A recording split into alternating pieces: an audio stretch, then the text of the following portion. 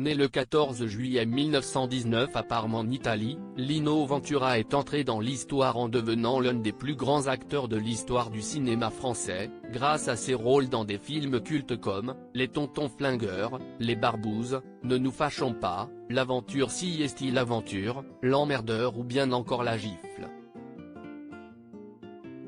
Fils d'immigrés italiens, et immigré italien lui-même, Lino Ventura est le fils unique de Giovanni Ventura et Luisa Borini. C'est à l'âge de 8 ans qu'il quitte l'Italie avec sa mère pour rejoindre la France, afin de rejoindre son père, qui travaillait comme représentant de commerce à Paris. Cependant, ils n'ont trouvé personne à leur arrivée du côté de Montreuil. Afin d'aider sa mère, Angiolino Giuseppe Pasquale Ventura de son vrai nom a arrêté l'école pour commencer à travailler dès l'âge de 9 ans. Il fut successivement portier, livreur, mécanicien, représentant de commerce, et employé de bureau. Après la Seconde Guerre mondiale, durant laquelle il fut enrôlé dans l'armée italienne avant de déserter, Lino Ventura s'est lancé dans une carrière de catcheur professionnel, sous le pseudonyme de Lino Borini, alias la fusée italienne.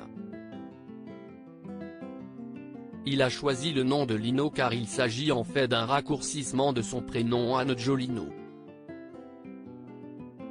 Après avoir décroché le titre de champion d'Europe des poids moyens pour l'Italie en 1950, Lino Ventura a mis un terme à sa carrière sur les rings à la suite d'une double fracture ouverte de la jambe droite, durant un combat contre Henry Kogan.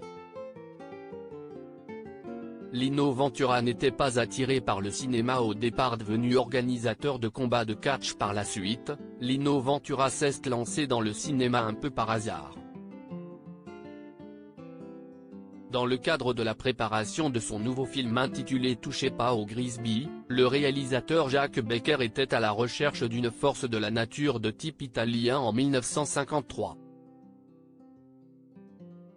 Après avoir rencontré Lino Ventura, il souhaite lui proposer un rôle dans ce long métrage. Pas très emballé, l'ancien catcheur a d'abord refusé, puis a réclamé un cachet presque équivalent à celui de la vedette du film, Jean Gabin, car il était certain d'essuyer un refus. À sa grande surprise, ses exigences financières furent acceptées.